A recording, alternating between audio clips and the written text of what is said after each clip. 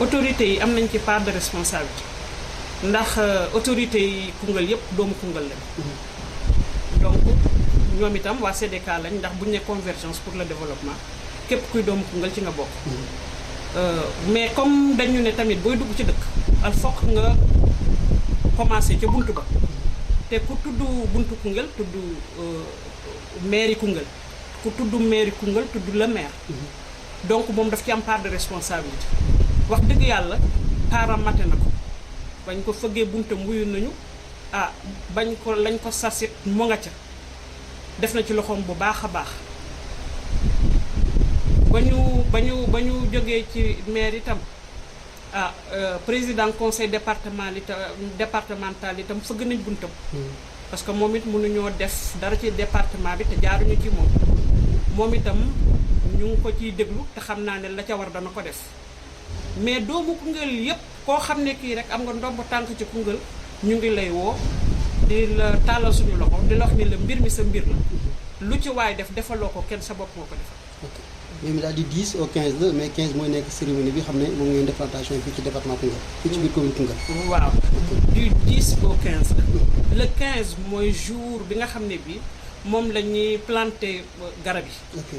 waaye mbir mi le 10 lay commencé. le 10 lay commencé. Mamadou Camara dina si ñëw. loolu Mamadou Camara dina ci wax. mais Jaafara dina ko développé. parce que moom moo gën a maîtriser côté boobu. jërëjëf kon. ok lii la woon moom lañu moom moo nekkoon vice président comme ni ko Mamadou Camara waxee mu njëkk a jox kàddu gi mu wax ci turu mouvement bi je crois que bu ñu ko déggee rek xam ngeen ne lii lu am solo la ki ñuy tegal nii nag di Jaafara Sadikho Fofana moom itam bokk ci biir nekk technicien bi comme ni ko Mamadou Camara waxee mu xam lu bëri ci mbir mi mais tim li ci gën a am solo côté technique bi mu war ci ñëw wax ñu ci bi 10 au 15 mais wax ñu encore ci garab boobu noonu nga xam ne mooy Artemisia bi pandémie bi duggee Sénégal ba léegi da ngeen ko ñu koy wax ci Madagascar di ko wax feneen ak feneen mais ñoom fekk na ñoom commencé nañ ko bu yàgg di ci liggéey kon Jaafara bu ñu la nuyoo pare nga ñëwal ñu ci mbir mi balaa ñu Mamadou Camara dañu ci programme bi nga xam ne moo war a am di 10 au 15 lan nga ñu mën a wax ci journée yooyu noonu mais tim ci garab boobu nga xam ne mooy Artemisia bi xam ne bokk na ci mbir mi nga xam ne mooy journée yi ñu war def ci département biir commune Koungheul. auzu billahi mina seytaani rajim bismillahi rahmaani rahim rabbi israh li sadri wa yassir li amri wahlul uqdatan min lisaani yafqahuna qawli. Matar maa ngi lay nuyu di nuyu mboolem ko xam ne auditeur xabaaru Bambou nga ak aussi d'une manière générale internautes yëpp di nuyu ñi ñëpp ñi nga xam ne ñu ngi seetaan réseau télévision bi di nuyu waa CDK yëpp di nuyu comme ni ko ñi ma njëkk a wax defee kilifa yi fi toog Mamadou Camara ak aussi madame la vice-présidente waaw comme ni ñu ko waxee ñoom ñëpp rek mooy xam ngeen ne journée yi ñu dégmal Koungheul ville verte bi dafa nekk bés yoo xam ne bés yu am solo la ci biir liggéeyu CDK convergence pour le développement de Koungheul ñu xam ne comme ni ko ñëpp waxee convergence pour le développement de Koungheul ba mu juddoog léegi presque attaque lu teg la waaye jot nañu teg jéego yu am solo ci biir Koungheul ba tax na fépp fu doomu Koungheul nekk rek ci biir àddina bi daanaka yaa ngi ci biir te yaa ngi ci biir yaa ngi ci participer moo xam ci panel bi la moo xam ci association bi la. voilà bu ñu ñëwee nag ci journée yi comme ni ñu ko waxee bu ñu ko tàmbalee yàgg na ndax li ñu namoon mooy tàmbali ko ci début avril bi ndax xam nga ne Abdou Aziz Diop ku nekk xam na ko moom nga xam ne membre la ci biir CDK yore woon fi ay ndombu tànk yu kawe ci wàll ci réew mi ci wàllu agroforesterie moom la ñu bokkal di liggéey ci mbir mi yaakaar naa ñëw na fi ba ñu def étude du milieu bi ci biir dëkk bi yëpp ñu jaar fi ñu war a jaar yëpp ñu jaar fa ba ñu yegsi ci tey ji ci bésu ba ñu war a yegsi ci li nga xam ne moom la ñu dégmal nii donc kon fi ñu tàmbalee woon sori na waaw pour ñëw nag ci Artemisia bi nga xamee ne boole nañ ko ci biir Koungheul ville verte bi xam ngeen ne Koungheul dafa nekk zone boo xam ne aussi zone la boo xam ne zone bu bari woon garab la ci cosaan yaakaar naa madame la vice-présidente wax na ko bokk na ci suñu ministère yi delloo si waat garab yooyu ci biir garab yooyu xam nga ku wax garab wax nga ker wax nga ker wax nga tamit lu nit mën a jëriñoo fruit pour lekk mais aussi wax nga ci lu nit mën a jëriñoo pour faju ci te Artemisia bi ku ne xam na ne aussi moom garab la boo xam ne mun na dimbale askan wi ci wàllu pali ba tax na CDK jël ci ay matuwaay yu mat sëkk ñu profité ci occasion bi pour nuyu sunu kilifa El Hadj Mounirou Top ak El Hadj Aline Top jël nañ fi fukki nit yóbbu ñu ca Tiwaawoon ñu def fa formation bu am solo ci wàllu artémisia boobu. ba tax na xam nañu ñaari xeeti artémisia yi nga xamee ne am na muy artémisia annua bi ak artémisia afra bi ñaar yëpp nag fas nañu yéene indi ko fii ci Koungheul ba tax na dañ koy boole ci biir programme Koungheul vert vert bi nga xam ne li ñu bëgg mooy kër gu nekk tey nga am taatu artémisia nga xam ne tey bu sa waa kër amee benn dara rek ci wàllu sibiru mën nga ci jëfandikoo jëriñoo ci. waaw donc am na ci boo xam ne dañ koy def bouture def ko marcottage boobu tamit am na mooy artémisia afra bi ñëw na indi nañ ci ay centaine de taat yoo xam ne dinañ ko jëmbat incha allah mais aussi indi nañ tamit artémisia annua bi nga xamee ne moom cosaanawul Afrique Madagascar la cosaanoo mais boobu tamit nit ñi mën nañ ko jëriñoo ndax mën nga ko def tisane mën nga ci defar lu bare pour jëriñoo ko. donc boobu aussi indi nañu pépinière bi indi nañu sachet yeeg plateau alvéole yi mu war a àndal yëpp indi nañ ko pour war ko mën a jëfandikoo fii. ndax lañ jàngi woon fële ca Tiwaawoon. fas nañu yéene def restitution bi maanaam sotti bi. sotti ko ngir mu mën a jëriñ li des ci membre CDK yi waaye aussi askanu Koungheul yëpp mën ci jëriñoo en tout cas comme ni ko vice présidente waxee dafay bokk ci programme Koungheul ville verte waaye tamit fas nañu yéene kër gu nekk ñu fexe ba dugal fa benn taatu artémisia wala ñaari taat nga xam ne nit ñi dinañ ko war a mën a jëfandikoo. ok jërëjëf dama dégg léegi vice présidente nee na mbir mi le 15 lay démarrer mais day continuer tey est-ce que mën nañu xam ñaata ménage ñoo mën a bénéficier wu ci artémisia boobu xam ne tey war ngeen koo démarrer le 15 te mbir mi daa war a continuer ba Koungheul yëpp daj mais premier jour bi nan ngeen ko nar a doxalee. waaw xam nga li ñu jox ci jëmbat ñu ak li ñu jox ci pépinière ñu war ko jëmbat ndax artémisia boo xoolee rek soo jëlee sachet bu 10 grammes bi rek presque mën nga ci am lu mat 12000 garab. ok donc loolu danañ ñëw fii nii Pierre Wandam ñu ngi koy profiter ci occasion bi sax pour remercier ko. ñoom gan yooyu bu ñu ñëwee dana am programme bu ndaw bu ñu war a def ak ñoom. maanaam waxtaan bu ñu def ak ñoom ci biir kuréel bi. yaakaar naa ne kër Aliou Top foofu ci salle bi foofu lañ koy defee waaye itam li ñu am ci jiw xam nañ ne buñ ko jëfandikoo waxuma la Koungheul waaye département bi yëpp yaakaar naa dinañ ci war a mën a jëriñu. kon du ñu mën a wax taxaw rek ne la exactement. chiffre bii la. mais quand même nañ xam ne li ñu bëgg daal mooy kër gu ne artémisia bi dina fa dugg incha allah. ok ku ci bëgg a jot am na nooy teel def balaa la 15 wala da ngay xaar ba jour rek wala yéen pare ngeen pour dugg këru kër. waaw ku ci bëgg a ku ci bëgg a jot yaakaar naa loolu yëpp lu ñuy waxtaanee la lu ñuy waxtaanee ci biir panel bi. xam nga dañuy tàmbali. comme dañuy toog a door te mbas mi sax moom moo xaw a wàññi. suñu doole tuuti. moo tax du ñu mën a jël objectif bu dañu jël objectif bu yem boo xam ne mën nañ ko atteindre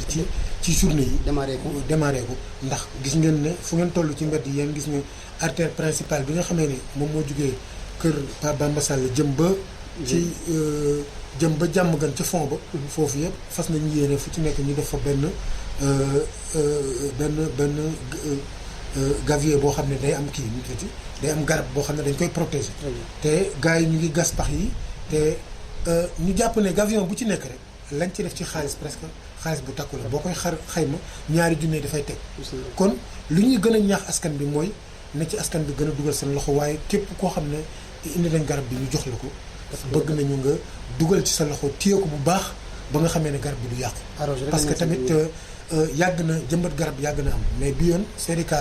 comme dugal na ci loxoom dañu fas yéene ñu topp ko ba nga xamee ne garab bu ñu fi jëmbat incha allahu ñu xam ne garab bi kat dana am suivi dañ ko toppatoo. ci biir programme bi sax dem nañ ba am na ci yenn garab yoo xam ne dañ koy parrainer ay nit. maanaam ay kilifa yoo xam ne ñoom ñooy joxe seen koppar ne garab bi kat ñun lañ ko njukkalee tuddee ñu ko ñu di ko sàmm ba nga xamee ne garab boobu dana nekk garab bu mucc ayib. li nga xam ne nag dégmal nañ ko du pour man du pour waa CDK sax mais dañuy wax ne pour askanu Koungheul bi pour la nouvelle génération la. boo xoolee segment yi nga xam ne ñu ngi ci biir dëkk bi yëpp muy ASC yi muy ñëpp sóoraale nañ leen ci biir. moo tax na dañu bëgg ñëpp xam ne li ñu def nii defaluñ ko suñu bopp waaye dañ ko def pour ëllëg. dañ ko def pour ëllëg. jërëjëf kooku mooy Diafara Sadikou Fofana ni nga ko waxee dëgg la moo technicien bi ñu ko teg ci loxoom li mu wax ci artémisia bi dégg nañ ko mais li mu wax njëriñ ci garab tim dégg nañ ko je crois que rendez-vous bi day commencé de 10 au 15 loolu nag pour ñu gën ci xam lépp nu muy tëddee Modou Camara lañ ci àndal mu indil ñu ko mais tim nag Koungheul ñëpp war a mën a préparer parce que ku gis kilifa yi bàyyi seen liggéey bàyyi seen lépp suñu maman jee ko ba Dakar ñëw toog pour préparer le 15 dafa war a nekk jour bu xam ne Koungheul ñëpp war a mën a génn kuy toog añ sax war ngaa dem ci lendemain ba nga dem dugg ñëw toog pour teel a ñëw ànd ci liggéey bi jàpp si mais ñi war a mën a ñëw pare na garab yi tim fu nit nekk ci Sénégal nekk Koungheul waa gaawal nga ñëw pare na ci garab yi parce que tim ku nekk Koungheul jën la njukkal tout arbre yi ñuy jëmbat je crois que développement foofu la dalee comme ni ko suñu maman waxee ci loolu rek la ñuy ñëw rek ànd ceeg monsieur Camara waaw li ma bëggoon a rappeler rek mooy ñu jàpp ne aussi programme bi ñu sëmb ni di ko def yëpp comme ni ko madame la vice-présidente waxee jaar nañ ci kilifa yi ñu war a def mais service technique yi nga xamee ne mooy eaux et forêts aussi ñoom ñu ngi ci biir programme bi te ñu ngi bokk ak ñoom di def liggéey bi yëpp donc liñ doon dem nañ ci ñoom jël seen conseil te ñoom aussi ñu ngi ci biir liggéey bi pour que askan bi xam loolu tamit. jërëjëf loolu mooy nekk lu am solo jërëjëf comme ni ma leen ko waxoon rek ñu ngi nii jàkkaarloo ak Mamadou Camara encore bi ñu defee tour table bi gis ak suñu maman moom mu wax ci turu CDK ñëw ci objectif mouvement bi ak bi mu jógee ak léegi mais teg ànd ak le technicien Diafara Sadikou Fofana mu ñëw ci artémisia bi wax ñi si njëriñ bi ci nekk dañuy ñëwaat nag ak Mamadou Camara mais mi ko ubbiwoon mu tëj ko mais ñu ngi koy tëjee programme bi du 10 au 15 lan ngay wax département Koungheul ak ñëpp ñi xam ne tey war nañ ci mën a teew ak ñi nga xam ne ñu ngi feneen bëgg xam li xam ne CDK sumb na ko ci def fii ci commune Koungheul. Voilà jërëjëf encore une fois Matar ma remercier vice-présidente ci kàddu yu yiw wax dëgg la yu am sens aussi mu yëkkati Diafara yow it la même chose mais nga may ma Matar bala may dugg ci li nga ma laaj carrément ma bëggoon tuuti wax taxawaay bi ma am ci biir CDK maanaam position membre de bureau mais nekk en même temps trésorier adjoint parce que trésorier général mooy Adama Tunkara moom mooy doñ ci koomu CDK ma topp ci moom comme man nag maa nekk Koungheul souvent dañ may gën a responsabiliser ndax activités yi ci biir Koungheul lay déroulé wu mais moom vraiment moom mooy hiérarchiquement moom ma yilif noonu laa ko mën a waxee donc mënuma wax aussi te dugguma tuuti ci wàllu koom parce que CDK tamit su fexee ba am doole li tax mu am doole war nañ ko xam tuuti parce que ay membres la am plus de 200 membres yoo xam ne bala ngay jënd carte de membre bi 2000 francs lay jar te chaque weer da ngay joxe 1000 francs contribution muy sa cotisation loolu mooy sart bi ñu la sas association bi mu taxawee nekk na kuréel boo xam ne day yëngu ci panel maanaam WhatsApp mais aussi mën nga bañ a dugg sax ci WhatsApp bi aussi mais bokk ci association bi tout en respectant charte yi nga xam ne moo ko ëmb muy règlement intérieur ak ay statut yu yëpp am na ko formalisé nañ ko président Ablaye Mbaye def na li mu war a def jéego yi mu ci waroon def yëpp aussi def na ko ba tax na donc ci biir amul boddi compté association bi ak couleur mu boo munti am booy dugg ci biir association bi da nga koy summi amul politique amul waaso amul diine amul dara loolu yëpp donc baax na ñu leeral ko xamal ko doomi Koungheul xamal ko internet yi te aussi tëjuwul ubbeeku na pour ñëpp képp kuy doomu Koungheul nga xam ne Koungheul rek moo la intéressé wala département Koungheul wax dëgg yàlla yaa ngi ci biir ubbi nañu suñu bunt te ñu ngi xaar ñu gën a participer ci bokk ci donc loolu aussi c'était une précision de taille à faire maintenant am na doomi Koungheul yoo xam ne aussi yàlla may na leen ci wàllu wërsëg ak ci wàllu lépp mën nañoo nekk membre def lii di participer ko di cotiser mais du tere aussi ci suuf ñu ngi dugal seen i alal ak seen i koom-koom ci biir pour luy doxloo mbir mi parce que soxlawul nit joxe ci suuf moo gën nga koy publicité looloo tax donc CDK loolu moo xamal la ne am na ci maintenant par rapport au programme là wax dëgg yàlla dañoo daje di waxtaan suñu sœur bi Mame Sarr di vice présidente yàlla xam na ne idée Koungheul ville verte bi nit ñi di weccee xalaat ci ban activité la ñu war a njëkkee moom moo génne xalaat bi muy law ba ay partenaires ñëw jàpp ci ba tax comme ni ko Diafara waxee ñu waroon ko def avril mais mbas bi fomm ko ñu indi ko heure bii donc ñëpp ci jàpp ba tax ñu yegg si fii defoon nañ ay action nag avant lii parce que bi mbas mi amee bees c'est jàpp ngeen ne joxe nañ fi ay ceeb joxe nañ fi ay saabu joxe nañ fi lu bari ci turu CDK ay masque joxe bi loolu weesoo it joxe nañ ay masque kon donc yéen sax fekk nañ leen si terrain boobu tax yow yore nga kuréel boo xam ne moom la ñuy wax xibaaru Bamba boo xam ne moom it def na lu ni mel lépp pour Koungheul jëm ci kanam rek donc loolu bokkoon na ci ay actifs CDK maintenant le programme là Diafara dugg na ci madame dugg na ci le du 10 au 15 la journée du 10 nag comme Diafara li mu wax sànq rek mooy vulgarisation du 10 vulgarisation artémisiale surtout donc dañuy woo ñëpp fii si buntu si derrière le cinéma kër opérateur économique El Hadj Alioune Top à partir de 10 heures foofu la ñu war a daje foofu la ñuy ubbee donc di film yi ñu war a projeté sur l'Artemisia ak ses ay ngëneel yi mu ëmb daal moom lañ bëgg population bi xam ko te loolu woo nañ ci defe naa président ASC yi woo nañ ci bàjjenu gox yi woo nañ ci délégué de quartier yi woo nañ ci en quelque sorte toute la population de Koungheul parce que ñu bëgg ñëpp xam bu ñëpp xamee rek ñëpp jël ñu te kon mbir mi ngëneel yi day gën a yaatu alors donc après la journée du 10 war na am aussi la journée du 11 du 12 du 13 ba le 15 bëgguñu am benn journée morte dañuy dem vers les quartiers bu ñu demee ci quartiers yi aussi en rencontre avec les délégués de quartier les bàjjenu gox et les présidents d'ASC foofu aussi dañuy continuer sur la sensibilisation de l'Artemisia mais aussi de la journée phare du 15 bi nga xam ne aussi moom la ñuy waajal bu ñu demee ba le 14 aussi le matin dañuy wàcce kaamil fii vraiment à la mémoire des disparus de tout Koungheul mais fii toujours que El Hadj Alioune Top fii à côté du cinéma derrière le terrain foofu toujours lañ koy defee wàcce kaamil boobu bu ñu weesoo loolu la journée du 15 mooy bés bu mag a mag bi nag boobu moom mooy journée phare bi ci la ñuy def bésu jëmbat garab on appelle tout le monde à partir de 9h fii aussi foofu aussi nit ñëpp waa Koungheul yëpp muy góor di jigéen mag ndaw bàyyiwuñu kenn parce que mbir mi Koungheul yëpp la soxal moo tax amul xaaj ak seen am na ay gan yuy ñëw yuy bàyyee ko Dakar ak Thiès ak fu nekk mais aussi am na ñu ñuy fekk si fii aussi Koungheul ñu leen di dalal ñu gërëm au passage aussi madame la vice-présidente wax na ko sax le maire parce que le maire est incontournable c'est un partenaire incontournable au niveau de la commune lépp lu ñu def ci biir commune bi commune am la donc il faut que ñu dissocier moom mais en dehors de cela moom dafa nekk membre à part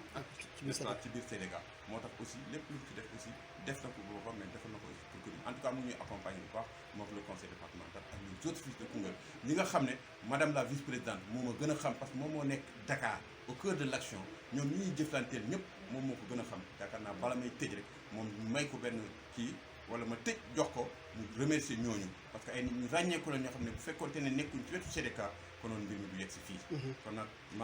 ñu ngi woo aussi l'administration centrale le préfet yi ñu war a def yëpp danañ ko def ak yoon ñu war a jaar yi pour contacter nañ ko def mais dañuy lancer un appel solennel une fois à leur endroit pour ñu accompagner te aussi ñu ngi woo nit ñi ci au respect aussi des mesures des gestes barrières képp kuy ñëw na nga gànnaayoo ak sa masque dinañ prévoir aussi les lavoirs et autres là pour que nit ñi ñëw parce que jamono ji ñu toll nag jamonoy Covid bi vraiment comme ni ko ñëpp waxee le président lancé na alerte à plusieurs reprises donc ñun au niveau de la base il faut ñu gën ko respecter sàmmonteeg cantaane yooyu su ko defee muy jàmm ñëpp maa ngi yem foofu di gërëm ñëpp jërëjëf muy jàmm ñëpp loolu monsieur Camara tëjee mais itam bu dee jàmm ñëpp ngeen xam ne ñoom itam lim ñu mujj wax nii di masques yi mu wax nii ñoom defoon nañ ci plus de 1000 masques jox ci fii ci commune Koungheul mais itam force Covid bi balaa moo indi ay denrées alimentaires ñoom itam jëloon nañu ay denrées jagleel ko famille nécessité yi nekk ci département Koungheul ci loolu rek la ñuy ñëwee suñu tata vice présidente mouvement bi mu ñëw tëj ak kàddu yi xam ne moom la war a mën a mujjee wax ko ci ñu ko ñu ngi la ciy déglu après bu moom rek ko joxee ñu programme bi waaw man damay dellusiwaat parce que suñu waxee ba noppi te ñi nga xam ne ñoo bokkoon liggéey bi depuis le début ba léegi te waxuñ ci ñoom li ñuy wax day des Koungheul ville verte ñetti nit daxuñu ko depuis 1 an ñu ngi koy préparé dañoo defoon ay équipe yoo xam ne yi dañu defoon WhatsApp seet am ñoo xam ne dañ leen a tànn ñu ci doon liggéey guddi ak bëccëg suba ak ngoon lim bi dafay guddal kii bi. waaw mais ku ci nekk di nga reconnaître sa bopp. bu ñu def bilan dañ si ñëw sax bàyyi la nga remercier tout le monde. mu ngi noonu. ay jigéen a ngi ci ay góor a ngi ci waa Koungheul a ngi ci waa Dakar a ngi ci ñëpp ci liggéey waaye nag dafa am koo xam ne kii daanaka liggéey bi moom liggéey boo gis day am ko jiitu. koo xam ne kii moom mooy piloté te kii piloté mooy. El Hadj Abdoul Aziz Diop di technicien ñëpp xam ko ci affaire garab mu am ci ndomb tànk bu ne am ci xam-xam laa biir ci xam-xamam am disponibilité amul heure bu ma ko woowu du guddi du bëccëg fu ma ko wooyee nee na présent vraiment moo ñu piloté teg ñu ci yoon pas à pas ba tey yi ñu mën a taxawal journée boobu moo ñu mettre en rapport aussi ak le lieutenant des eaux et forêts. beaucoup jël jaafara teg ko ci ginnaawam ne ko del dem ci moom di diisoog moom itam mu jël yëf yi mu yëfam moom itam def ci liggéey bu rafet te mënuñu ko ñàkk remercier au passage di remercier président Ablaye Mbow ndaxte nee nañ bu la lekkee al na ko gërëme coy te tey jii bu CDK amee ba man ma ciy vice présidente ba ñun ñëpp ñu ciy liggéey ba yegg ci bés bu mel nii gannaaw yàlla ak moom la moom moo créé association bi tudde ko les amis de 50-60 ba ñu ciy waxtaan ba mujj gi mu doon CDK ba ñun ñëpp ñu xëcc waaw ñu ngi ko ciy sant ñu ngi ko ciy gërëm di ci gërëm Adama Tounkara ci liggéeyam bu rafet moom itam ak maanduteem ak ni muy gérer suñu finance moom itam amuñu pay di gërëm coordinateur Mbax parce que liggéeyu Koungheul bi bu doxee ba yegg si fii maanaam ñun su fekkee ne ñun def nañu 20% moom def na 60%. ménagé wul boppam day feebar sax tëdd yor téléphone am bokk ko waa këram di ko mere ñëpp di wax mais du déglu kenn moom itam vraiment amuñu payam. ñun daal ñoo ngi gërëm waa Koungheul yëpp képp koo xam ne kii daal yëngu nga ci rek ñu ngi leen ciy sant ñu ngi ciy gërëm. ok gërëmaande gi dina ñëw sax après le 15 bu ñu paree journée bi incha allah dañ la gën a jox temps boo xam ne dañ ci gën a mën a gërëmaande comme ni ñu ko waxee gis ngeen leen ñun ñoo nekkoon ci plateau bi pour waxtaan ak askanu Koungheul ci journée yooyu xam ne tey compteur bi démarré na parce que du 10 lay démarré fii ci Koungheul au 15 tey nag ñu doon def communiqué bu xam ne askan bi nekk ci commune Koungheul nekk des Koungheul waa nekk à l'extérieur fu ngeen mën a nekk ci sa àdduna bi xam leen ne ñiy waxtaan ak yéen ay nit ñu bëgg Koungheul lañ taxawal mouvement bu am solo fii ci département Koungheul muy CDK je crois que ku ci dégg war a parrainer garab bu ci xaar na nga woote ci numéro yi nga ñëw mën a parrainer foo mën a nekk ci àdduna bi boo wootee dañ la jox benn garab boo xam ne duñ ko moom mais tamit nag ñi nekk ci département Koungheul nañ génn parce que ñii nii bàyyi seen yitte bàyyi seen lépp pour bëgg a def lu am solo la pour Koungheul kenn warul ci mën a xaar surtout jeunesse bi am na loo xam ne liggéeyu doole la bu leen xaar ay mag taxaw di ko def ne ñëpp génn ñëw jàppale ñii nii ci liggéey bu rafet bi ñu def lii la woon lañ ñëw jëlale woon wax leen ko tey muy départ tey jour tey bi nii mais fii ba le 10 chaque jour communiqué bi day jàll mais le 10 nag ñu ànd ak ñoom en direct en live fu nit ma nekk ci àdduna bi di nga mën a xoolal journée yi lépp lu fi am du ëmb kenn ku nekk biir Koungheul mais ku ñëw nag yaay gañ kon lii la woon ñoom pour jël leen ko ak Mamadou Camara ak suñu maman Fatou ak suñu grand Diafra Fofana jërë ngeen jëf rendez-vous le 10 incha allah fii ci biir Koungheul